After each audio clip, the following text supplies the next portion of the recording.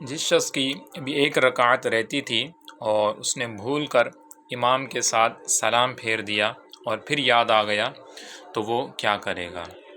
تو یاد رکھیں یہاں پر دو صورتیں ہیں کہ اگر اس نے بھول کر امام کے ساتھ بالکل برابر سلام پھیرا ہے، جیسے امام صاحب نے سلام پھیرا بالکل امام صاحب کے ساتھ سلام پھیر دیا، تو ایسی صورت میں یہ شخص کھڑا ہو جائے، جو رکعت رہ گئی اسے کمپلیٹ کرے اور آخر میں سجدہ سہو بھی لازم نہیں ہوگا۔ ہاں اگر امام کے کچھ دیر بعد یعنی امام کے برابر سلام نہیں پھیرا تو ایسی صورت میں جو ایک رکعت رہے گی اسے کمپلیٹ کرے اور آخر کے اندر سجدہ سہو کرنا یہ لازم ہوگا۔ جب سجدہ سہو کر لیں گے تو نماز درست ہو جائے گی۔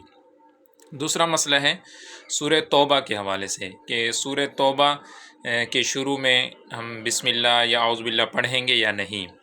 تو اس حوالے سے بھی دو صورتیں ہیں۔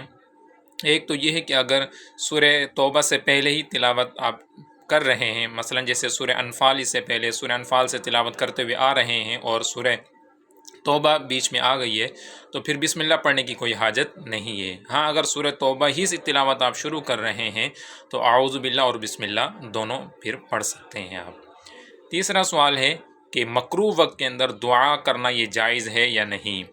ایک صاحب نے کہا کہ جیسے غروب آفتاب سے یعنی سورج ڈوبنے سے 20 منٹ پہلے کے ہوتے ہیں تو اس وقت دعا کرنا یہ جائز نہیں ہے، تو یہ بالکل غلط ہے۔ صحیح مسئلہ یہ ہے کہ مکروہ وقت کے اندر دعا مانگنا یہ بالکل جائز ہے۔ ہاں تلاوت قرآن کے حوالے سے علماء کرام فرماتے ہیں کہ اس وقت قرآن پاک کی تلاوت نہ کرنا بہتر ہے، بلکہ اس وقت انسان اوراد و وظائف کے اندر مشغول رہے یا درود شریف پڑھے یا پھر دعا وغیرہ کرتا رہے تو دعا کرنا بالکل جائز ہے، اس میں کوئی حرج نہیں ہے۔